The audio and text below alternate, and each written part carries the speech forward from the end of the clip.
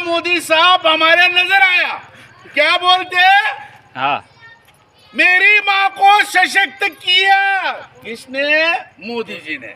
मेरे बाप को सशक्त किया किसने? मोदी जी ने।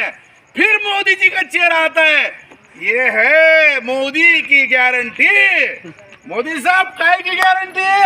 हमको रास्ता चाहिए, हमको पानी चाहिए, हमको स्कूल चाहिए, हमको दवाखाना चाहिए, ये गारंटी तुम देते हो तो बोलो। बाकी तुम दूसरा कोई बांटते होगे, अनाज बांटते होगे, ये बांटते होंगे, वो बांटते होंगे, ये कोई तुम्हारी खेती बाड़ी बेच के बांटते नहीं है। हम जो एरिया में रहते हैं नगर पालिका में, हमने तो जगह ली, हमने घर लिया, हमने स्टैम्प ड्यूटी भरा, हमने घर पट्टी भरा, फिर रह क्या गया? फिर हमको पानी चाहिए। मोदी साहब, हिंदुस्तान में सभी जाति धर्म के लोग रहते हैं और बहुत सारे गरीब भी रहते हैं, और आप हमेशा ऐलान करते हैं कि गरीबों के लिए 80 करोड़ लोगों के लिए हमने अनाज दिया, मुफ्त में हम अनाज दिया। फिर ये लोग कहाँ जाएंगे? ये लोग कहाँ जाएंगे? ये भी तो गरीब है। पानी तो देना ही है। क्यों? पानी भगवान की देन है, अल्लाह की देन है, और वो पानी देता है इंसान के लिए। हमारा काम है उनके घरों तक पहुंचाना।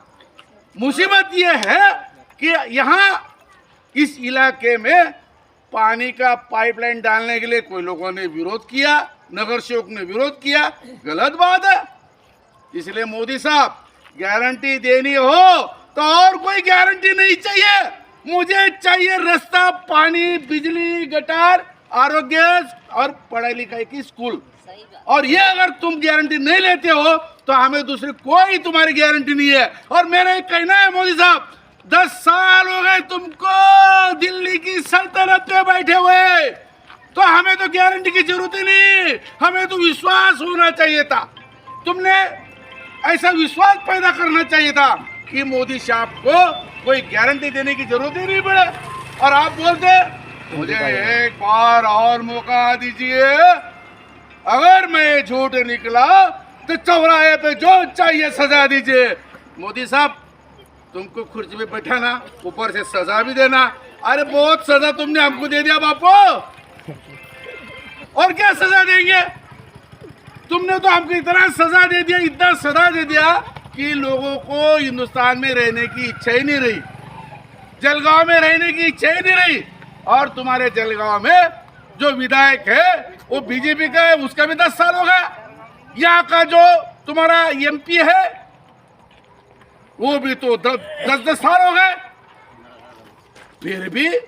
फिर भी सुविधा नहीं है।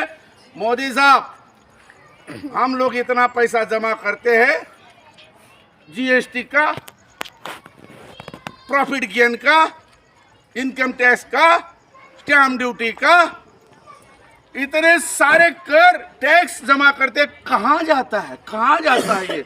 मोदी साहब, ये कहाँ जाता है?